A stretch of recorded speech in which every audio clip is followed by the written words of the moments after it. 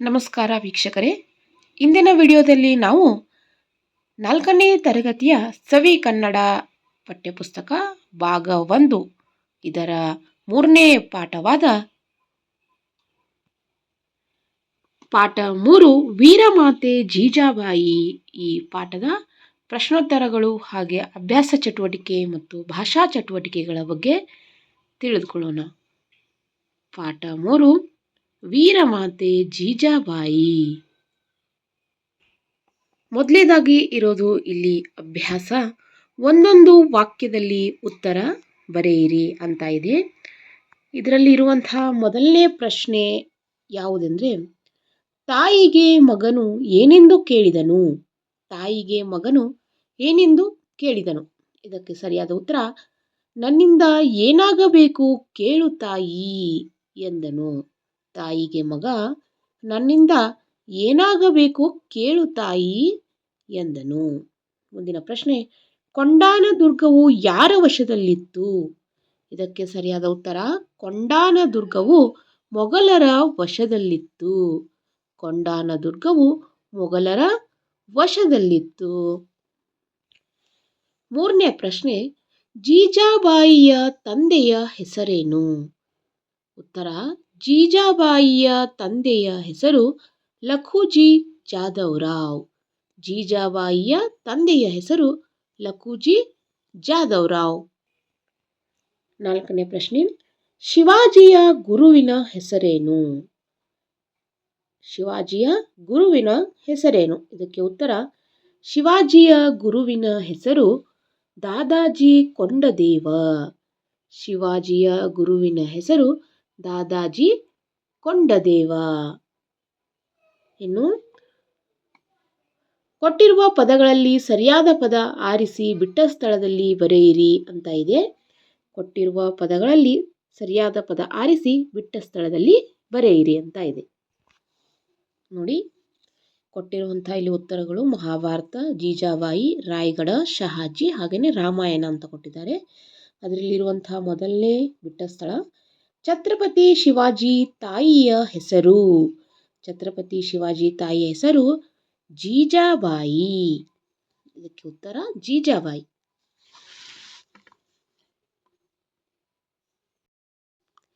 ಜೀಜಾಬಾಯಿ ಶಹಾಜಿ ಎಂಬುವವನನ್ನು ವಿವಾಹವಾದಳು.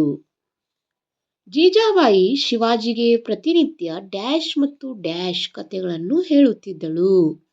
ಉತ್ತರ, ಜೀಜಾಬಾಯಿ ಶಿವಾಜಿಗೆ ಪ್ರತಿನಿತ್ಯ ರಾಮಾಯಣ ಮತ್ತು ಮಹಾಭಾರತ ಕಥೆಗಳನ್ನು ಹೇಳುತ್ತಿದ್ದಳು. ಶಿವಾಜಿ ಪಟ್ಟಾಭಿಷೇಕವು ರಾಯಗಢದಲ್ಲಿ ನಡೆಯಿತು.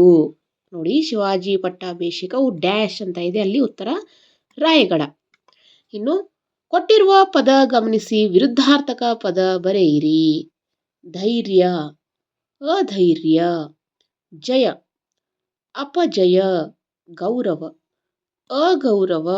ನೀತಿ, ಅನೀತಿ. ಇಲ್ಲಿ ನೋಡಿ, ಕೆಲವೊಂದು ಪದಗಳಿಗೆ ಅ ಹಚ್ಚುವುದರಿಂದ ಅವು ಅದರ ವಿರುದ್ಧಾರ್ಥಕ ಪದಗಳಾಗುತ್ತವೆ. ಆ ರೀತಿಯ ಉದಾಹರಣೆ ನಿಮಗೆ ಇಲ್ಲಿ ನೀಡಿದ್ದಾರೆ.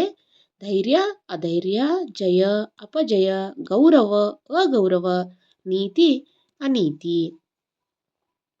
ಇನ್ನು ಮಾದರಿಯಂತೆ ಕೊಟ್ಟಿರುವ ಪದ ಗಮನಿಸಿ ಎರಡೆರಡು ಸಮಾನಾರ್ಥಕ ಪದಗಳನ್ನು ಬರೆಯಿರಿ ಅಂತ ಇದೆ.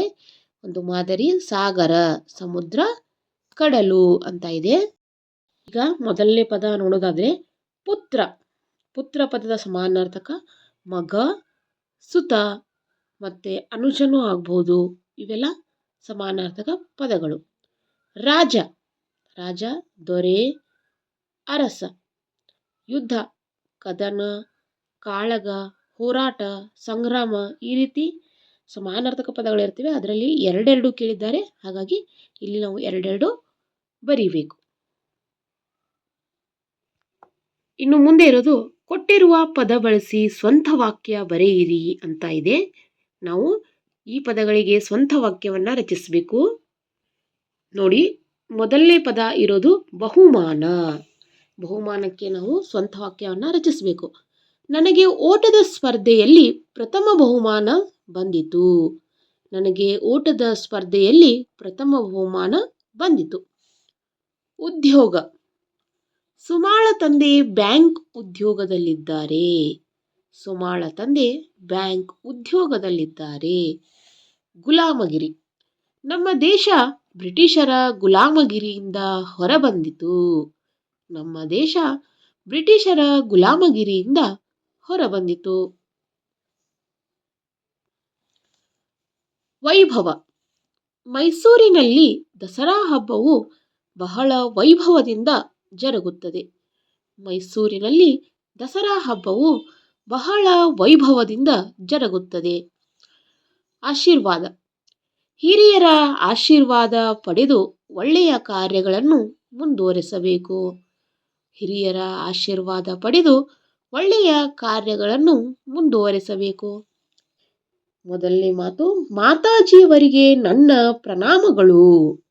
ಈ ವಾಕ್ಯವನ್ನು ಯಾರು ಹೇಳಿದರು? ಶಿವಾಜಿ ಹೇಳಿದನು.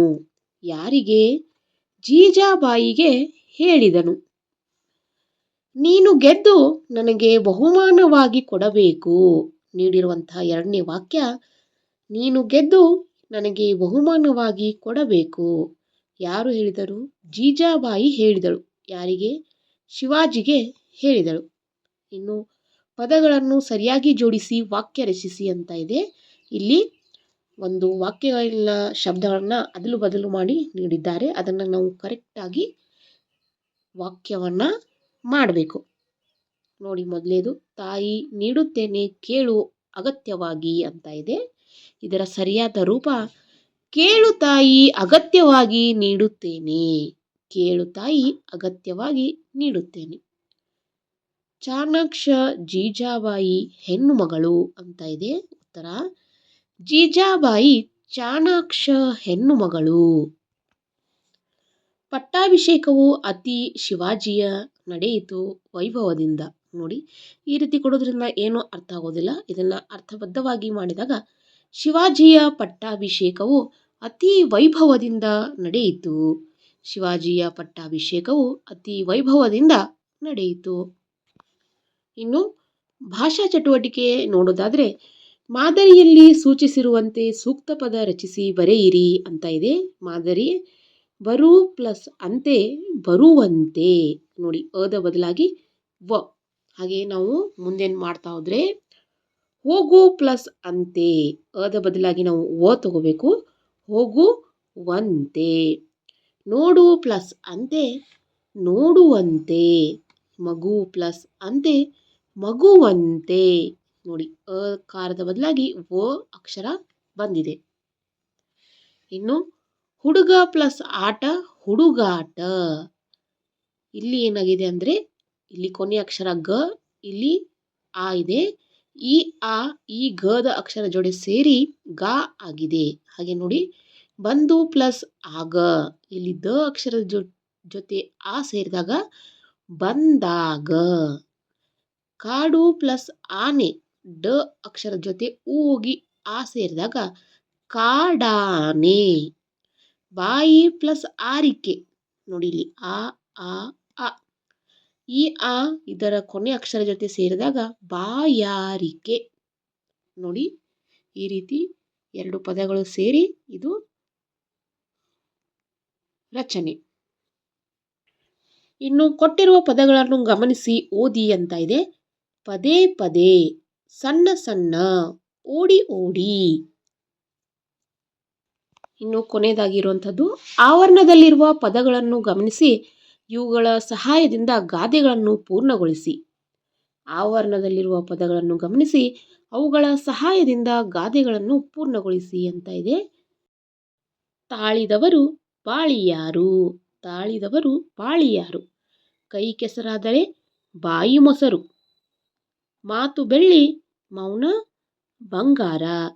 ಮನೆಗೆ ಮಾರಿ ಪರರಿಗೆ ಉಪಕಾರಿ. ಇವು ಕನ್ನಡದ ಪ್ರಸಿದ್ಧ ಗಾದೆ ಮಾತುಗಳು. ಇದಿಷ್ಟು ವೀರಮಾತೆ ಜೀಜಾಬಾಯಿ ಪಾಠದ ಅಭ್ಯಾಸ ಚಟುವಟಿಕೆ ಹಾಗೆಯೇ ಭಾಷಾ ಚಟುವಟಿಕೆ.